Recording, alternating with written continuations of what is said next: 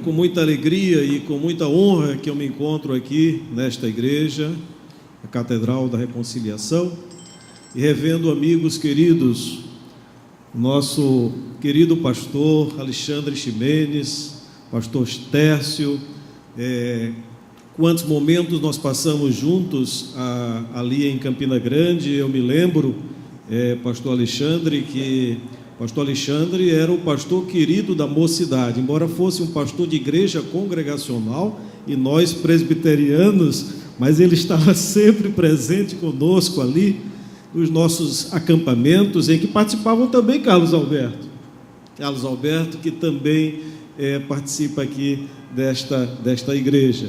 É com muita satisfação, com muita honra e com muito temor no coração que eu estou nesta manhã aqui para refletir com os irmãos a palavra de Deus.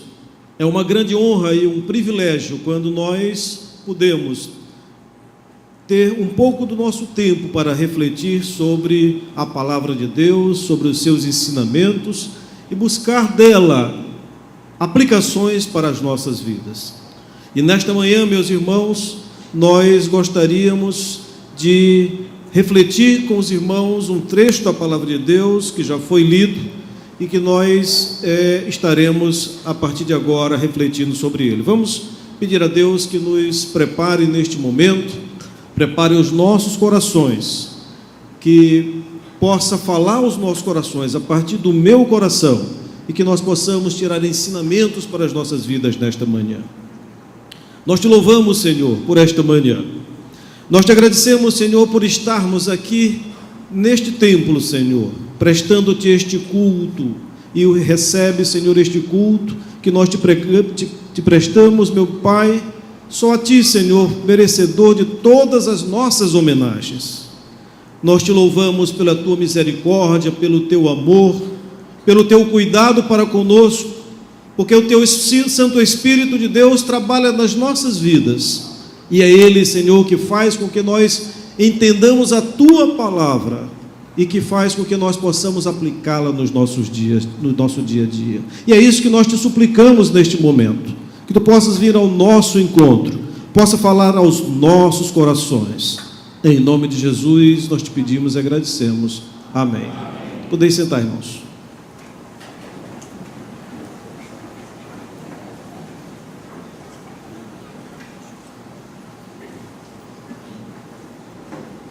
Meus irmãos, escolhi um trecho da palavra de Deus para compartilhar com os irmãos nesta manhã, um trecho que sempre fala ao meu coração toda vez que eu leio a história daquela mulher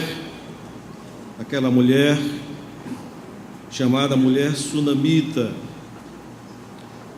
E eu gostaria de compartilhar com os irmãos nesta manhã exatamente a experiência daquela mulher ali, relatada aqui no livro de Reis, no capítulo 4, nós lemos até o versículo 21 e depois prosseguiremos alguns trechos, alguns versículos nesse mesmo capítulo, onde nós percebemos que aquela mulher, ela tinha um grande desejo na sua vida, ela tinha um sonho, e é sobre esse desejo que nós gostaríamos de refletir, e toda a situação, a experiência daquela mulher, e que possa aquela experiência servir para as nossas vidas. Meus irmãos, ter um sonho é algo normal. Ter um sonho é algo que está presente na vida de todos nós. Seja um sonho pequeno, seja um sonho grande, mas o homem que não sonha, esse homem não vive. Faz parte da nossa natureza humana sonhar, desejar. O jovem, na sua vida, é normal, não é? Ele estuda e o grande esforço um dia é passar no vestibular, ingressar numa universidade, quem sabe a Universidade Presbiteriana Mackenzie, lá em São Paulo, não é? Sai daqui de Recife. Aliás, temos alguns alunos aqui também do Nordeste, graças a Deus por isso. E um dia passar no vestibular, ingressar numa universidade, constituir família, ter filhos, ter uma vida confortável É legítimo querer ter bens para o seu conforto, ou seja, o sonho é algo que alimenta as nossas vidas, é algo que faz parte da nossa natureza humana. O sonho é algo que está presente e ele é legítimo. E muitas vezes, quando os sonhos não são realizados, quando os sonhos não são concretizados, embora legítimos, eles nos angustiam, não é verdade? Nós queremos tanto algo que nós até perdemos, vamos dizer assim, a noção da situação de contorno em que aquele sonho esperado possa ser realizado. Nós ficamos ansiosos, nós ficamos tristes, até certa forma angustiados. E isso é previsto na Bíblia, quando nós encontramos lá em Provérbios, capítulo 13, versículo 12, quando a palavra de Deus nos adverte e diz: a esperança que se adia faz adoecer o coração, mas o desejo cumprido é a árvore da vida. É verdade, muitas vezes nós ficamos com o coração adoecido por conta de um sonho não realizado. O sonho daquela mulher ali em Sunem, que habitava naquela cidade de Sunem, era ter um filho. Era ter um filho. E é sobre esse sonho que nós vamos refletir nesta manhã.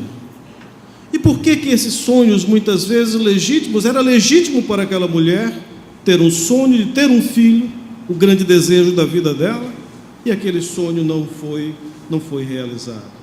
Porque os nossos desejos não são realizados. Vamos fazer essa pergunta nesta manhã.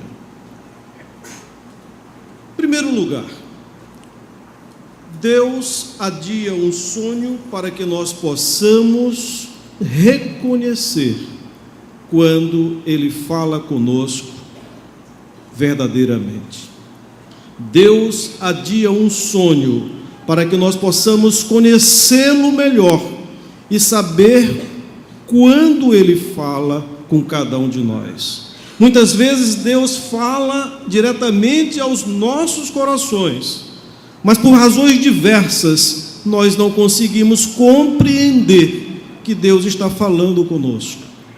Deus fala aos nossos corações, mostrando-nos caminhos, mostrando-nos coisas que nós devemos fazer ou que nós não devemos fazer, e muitas vezes nós não conseguimos, nós não reconhecemos a voz de Deus para as nossas vidas. A mulher sunamita habitava naquela cidade de Sunem. A Bíblia nem fala o nome dela, a Bíblia não relata como se chamava aquela mulher. Isso não é importante nesse contexto. Ela habitava naquela cidade de Sunem, a cidade que ficava a cerca de 40 quilômetros, 30 a 40 quilômetros da cidade onde morava Eliseu, que se dirigia sempre através daquela cidade para ir ao Monte Carmelo para orar, para buscar ao Senhor, para invocar o seu nome, para estar mais perto de Deus. Aquele homem que, como a palavra de Deus nos relata, era chamado e reconhecido por aquela mulher como um homem de Deus. E aquele homem passava naquela cidade costumeiramente, e aquela mulher percebeu que aquele homem precisava de um apoio, precisava de uma ajuda. Aquela mulher, ela tinha o sentimento de piedade. Aquela mulher, ela sentiu que aquele homem era um homem de Deus que precisava do seu apoio. Ora, o Monte Carmelo ficava pouco mais de 10 quilômetros, cerca de 10 quilômetros da cidade de Sunem. Então, um apoio para aquele profeta, aquele homem de Deus, era fundamental para que ele tivesse, de fato, um apoio e descansar quando passasse ali costumeiramente. Naquela época, naturalmente, não havia hotéis naquela região, não havia, e a hospitalidade daquela mulher, ela foi muito bem-vinda. Então nós percebemos que, primeiro, a mulher percebe que aquele homem é um homem de Deus. Segundo, nós percebemos uma atitude naquela mulher de hospitalidade. É algo que a Bíblia nos ensina como algo que deve estar presente nas nossas vidas. Vamos ver o que diz as nossas Bíblias lá em Hebreus capítulo 13, versículo 2. Seja constante o amor fraternal, não negligencieis a hospitalidade, pois alguns, praticando-a sem o saber, acolheram anjos. Também nós temos um trecho que fala, interessante, que fala da hospitalidade. Sede mutuamente hospitaleiros, sem murmuração. Hospitalidade faz parte da nossa vida como cristãos. Hospitalidade é algo que está evidenciado na vida do servo de Deus. Eu estou me sentindo, por exemplo, aqui na igreja, pastor Alexandre, desculpe, Dom Alexandre, não é? Dom Alexandre, mas nós estamos nos sentindo muito bem recebidos, a partir da prima da Virgínia, Ana Lígia, o Aloísio, que com muito amor e com muita dedicação nos acolheram, nos receberam no aeroporto, nos levaram para o hotel, e nós estamos realmente muito bem recebidos aqui. A hospitalidade é algo que caracteriza o servo de Deus. E nós podemos perceber aqui na igreja, a primeira vez que eu vim aqui, mas que a igreja é muito hospitaleira, faz parte daquelas características que se esperam de uma serva de Deus. Nós podemos então aferir que aquela mulher, ela era, pela atitude piedosa dela, pela atitude da relação que ela teve com o profeta Eliseu, era uma mulher piedosa. Ela era uma serva de Deus. Ela não era uma pessoa que vivia afastada de Deus, mas ela muito provavelmente não tinha aquela intimidade com Deus que permitisse reconhecer que Deus estava falando com ela. Se não, vejamos o que aconteceu. Aquela mulher, ela tinha um grande sonho, ela tinha um grande desejo de ter um filho. E Eliseu, numa atitude de reconhecimento pelo que aquela mulher estava fazendo com ele, quis então ajudá-la. E chama o seu moço Geazim e diz: Geazim, verifica o que aquela mulher está precisando. Eu quero de alguma maneira retribuir isso, em atitude de gratidão, aquilo que ela está fazendo comigo. E Geazim se dirige então a ela e pergunta para ela o que ela está precisando. O que estás precisando? O meu senhor, o profeta Eliseu, quer te ajudar de alguma forma. E ela, em outras palavras, diz: eu não preciso de nada. Em outras palavras, ela diz: o que eu estou fazendo é de coração, é o reconhecimento de que este homem precisa de ajuda. A minha hospitalidade faz parte da minha atitude de serva de Deus. E então o moço Geazim volta para Eliseu e diz para Eliseu: olha, a mulher não quer nada, ela não precisa de nada. De fato, aquela mulher era uma mulher muito rica. A Bíblia diz, aqui o texto diz, que aquela mulher era uma mulher de grandes posses naquela região. Mas Eliseu ficou inconformado com aquilo, diz: não, eu vou fazer alguma coisa, ela pode estar precisando. Então o moço Geazim diz para o profeta naquele momento, e diz para ele: olha, uma coisa certamente ela precisa, o grande desejo da vida dela é ter um filho. O marido dela já é velho, e isso dificilmente vai se realizar. Então Eliseu chama aquela mulher mais uma vez e dirige a ela as seguintes palavras: disse-lhe o profeta, versículo 16: por este tempo, daqui a 1 ano, abraçarás um filho.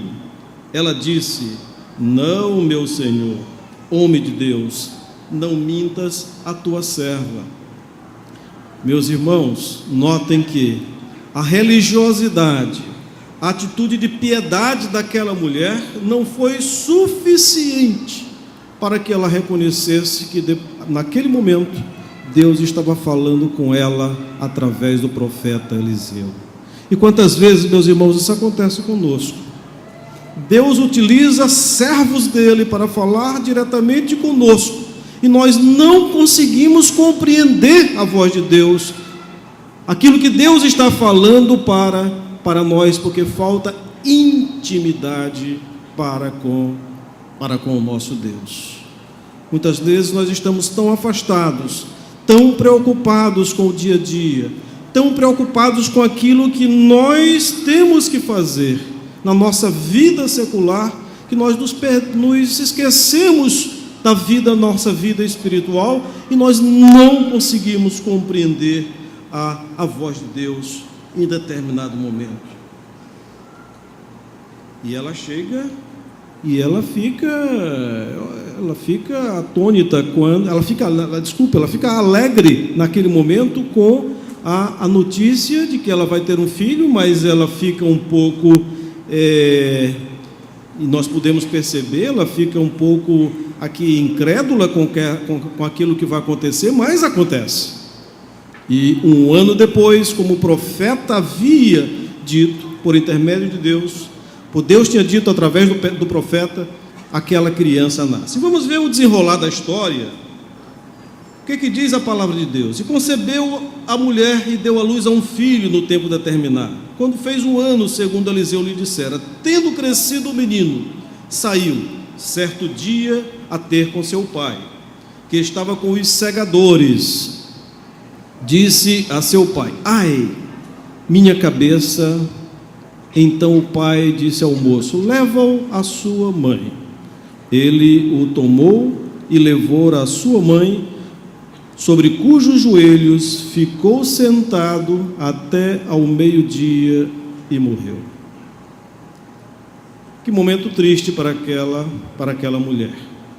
E na cabeça daquela mulher passava-se muito provavelmente o questionamento: mas olha, eu não pedi nada para Deus, Deus me concede o filho tão desejado e agora me tira essa criança, e de uma forma tão, vamos dizer assim, tão rápida. A Bíblia não nos diz qual era a idade da criança, mas imaginamos que fossem aí, sei lá, tinha ido ao campo, então já naturalmente já podia andar, já podia entender as coisas, estava com o pai na colheita ali no campo, e a Bíblia diz que a mãe coloca ele no seu joelho. Imagino que talvez fosse uns 4 anos, quem sabe, aquela criança, né? Era ainda uma criança, e Deus então tira aquela criança daquela mulher e adianta aquele sonho. Então, segundo lugar, Deus adia um sonho para que reconheçamos que, uma vez concretizado, ele havia sido obra de Deus. Muitas vezes nós pedimos, nós almejamos algo de Deus, e muitas vezes nós conseguimos e alcançamos aquele objetivo, e nós nos esquecemos, meus irmãos, que aquele sonho, aquele desejo foi obra de Deus nas nossas vidas. Muitas vezes então Deus adia um sonho para que nós possamos reconhecer que, quando este sonho concretizado, ele foi obra de Deus nas nossas vidas. A mulher sunamita não havia reconhecido que havia sido obra de Deus, não é? Nós vemos aqui a incredulidade dela no primeiro momento, e no primeiro momento, quando aquela criança morreu, nós percebemos que ela ficou atônita sem saber. Foi de fato obra de Deus na minha vida? aquele filho que me foi concedido, como é que Deus me tira esta criança? E aquela mulher chama o seu marido e lhe diz: manda-me um dos moços e uma das jumentas para que eu corra ao homem de Deus e volte. Naquele momento passava pela cabeça, muito provavelmente, eu vou tomar desaforo com aquele homem para saber como é que ele me coloca numa situação dessa. Perguntou a ele, e o marido pergunta a ela: por que vais a ele hoje? Não é dia de festa de lua nova, nem sábado. Ela disse: não faz mal. Então fez ela albardar a jumenta e disse ao moço: guia e anda, não te detenhas no caminho, senão quando tu disser. Partiu ela, pois, e foi ter com o homem de Deus ao Monte Carmelo. Vendo-a de longe, o homem de Deus disse a Geazi, seu moço: eis aí a sunamita. Nós verificamos uma coisa bastante interessante nesse momento, que aquela mulher, ela agora vai de encontro ao profeta Eliseu. Ela diz para o marido, ela não entra em detalhes a respeito do que ela vai conversar com o profeta Eliseu. No íntimo dela, como serva de Deus, ela sabia que Deus, de alguma maneira, ia resolver a questão. Ela não conseguia entender completamente, mas ela, de alguma maneira, ela não adiantou para o marido dela. Ela não entregou os pontos naquele momento. Ela deixou a criança lá no quarto, fechou a porta e saiu. E foi ao encontro do profeta Eliseu. E aí nós vemos uma terceira razão pela qual Deus adia os nossos sonhos, para que nós possamos ir ao encontro de Deus e nos prostrar diante dele.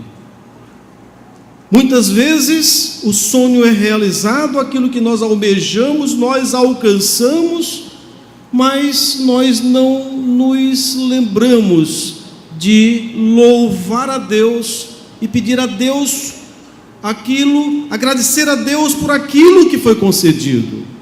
E nós não nos prostramos aos seus pés, pedindo que Deus de fato opere nas nossas vidas. Essa foi a realidade daquela mulher. Desta vez ela vai ao encontro de Eliseu, e ela se agarra a Eliseu. Eliseu, inclusive, ao se encontrar com ela, perceber que ela está se aproximando, ele diz para o moço: vá ao encontro daquela criança. E ela disse: não, meu senhor, eu quero agora aqui, tu tens que abençoar. E naquele momento ela reconhece que Deus pode operar verdadeiramente na vida dela. Ela se ajoelha diante de Deus, na presença do profeta, e pede a Deus que realmente possa dar vida de volta àquele filho que havia falecido. E aí, meus irmãos, nós vemos aqui o desenrolar da história. Porém, disse a mãe do menino: tão certo como vive o Senhor. Pela primeira vez aqui, ela louva o nome do Senhor. Tão certo como vive o Senhor e vive a tua alma, não te deixarei. Então ele se levantou e a seguiu. Geazi passou adiante e pôs o bordão sobre o rosto do menino, porém não houve nele nenhum sinal de vida. Então voltou a encontrar-se com Eliseu e ele avisou e disse: o menino não despertou. Tendo o profeta chegado à casa, eis que o menino estava morto sobre a cama. Então entrou, fechou a porta sobre ambos e orou ao Senhor. Deus deu então a oportunidade para aquela mulher, para que se humilhasse diante dele, para que a sua incredulidade, a sua fraqueza pudesse cair por terra, e diante de Deus, numa atitude de humildade, de reconhecimento que a obra é dele, e é ele quem faz, aquela mulher pudesse ver na sua vida, através da ação de Deus, ela pudesse ter um reencontro verdadeiro com Deus.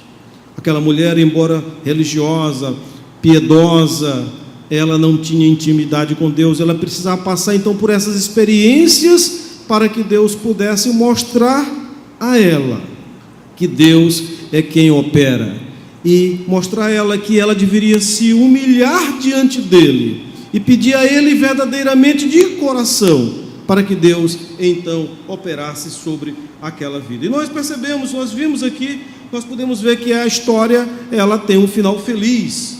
Tendo o profeta chegado à casa, eis que o menino estava morto, então entrou, orou ao Senhor, subiu à cama, deitou-se sobre o menino, estendeu sobre ele, a carne do menino aqueceu. Então se levantou e andou no quarto uma vez de lá para cá, daqui para lá, e tomou a subir e se estendeu sobre o menino. Este espirrou 7 vezes e abriu os olhos. Então chamou a Geazi e disse: chama a sunamita. Ele a chamou, e apresentando-se ela ao profeta, este lhe disse: toma o teu filho. Ela entrou, lançou-se aos pés dele e se prostrou em terra, tomou seu filho e saiu. Meus irmãos, gostaria de dizer ainda mais a quarta razão pela qual Deus adia os nossos sonhos, para que nós possamos perceber que Ele é soberano sobre as nossas vidas. Deus, não cai um único fio de cabelo das nossas cabeças sem que seja pela vontade soberana do nosso Pai. Nem sempre aquilo que nós queremos, nem sempre aquilo que nós almejamos é realizado da maneira como nós queremos ou no tempo que nós queremos. Deus sabe os nossos corações, Deus nos conhece, Deus sabe aquilo que nós precisamos antes de nós pedirmos.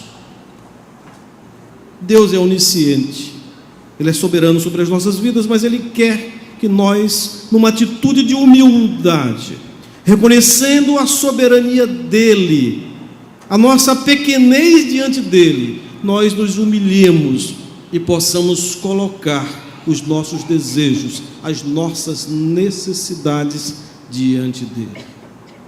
Deus é soberano sobre as nossas vidas. Não há espaço na Bíblia, meus irmãos, para expressões como eu decreto.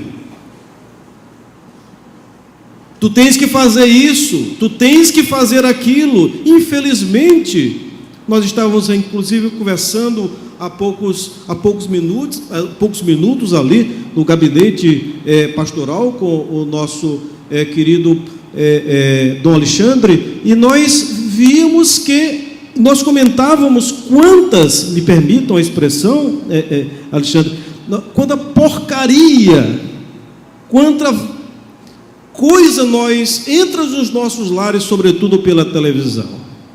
Uma deturpação completa do Evangelho, da soberania de Deus, como se nós tivéssemos autoridade para decretar e estabelecer aquilo que Deus tem que fazer sobre as nossas vidas.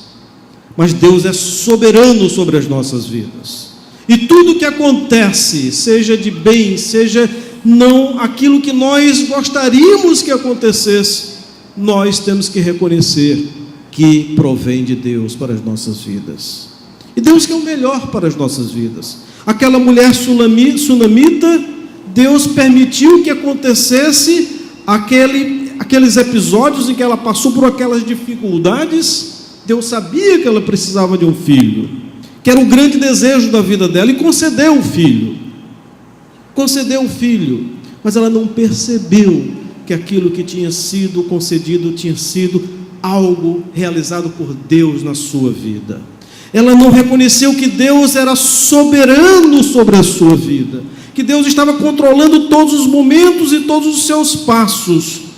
E muitas vezes nós, meus irmãos, estamos numa situação muito parecida com aquela mulher sunamita, em que nós não conseguimos reconhecer quando Deus fala conosco. Nós não conseguimos entender que quando aquilo que nós pedimos a Deus e Deus nos concede foi obra dele nas nossas vidas. Nós não conseguimos entender que Deus é soberano sobre as nossas vidas e que muitas vezes nós precisamos, mesmo que nós saibamos que Ele sabe os nossos corações, aquilo que nós precisamos, nós não nos ajoelhamos, nós não nos prostramos diante dele em atitude de humildade, em reconhecimento da nossa pequenez, depositar nele toda a nossa confiança. E por isso, meus irmãos, os nossos sonhos são adiados. Aquilo que nós muitas vezes queremos não é realizado daquela maneira como nós esperávamos, como nós gostaríamos que fosse, no tempo que fosse e da maneira que nós um dia idealizamos. Meus irmãos, que essa palavra ela possa ficar cravada nos nossos corações. Deus é soberano sobre as nossas vidas, e muitas vezes para o nosso bem, para um determinado propósito, para nos ensinar algo e nos mostrar a sua soberania sobre as nossas vidas, Ele adia os nossos sonhos. Que Deus possa nos abençoar, que nós possamos tomar como exemplo essa experiência vivida pela mulher sunamita, e que esses ensinamentos possam ficar cravados nos nossos corações, e nós possamos crescer na graça e no conhecimento da palavra de Deus, em reconhecimento total da soberania de Deus sobre as nossas vidas. Amém.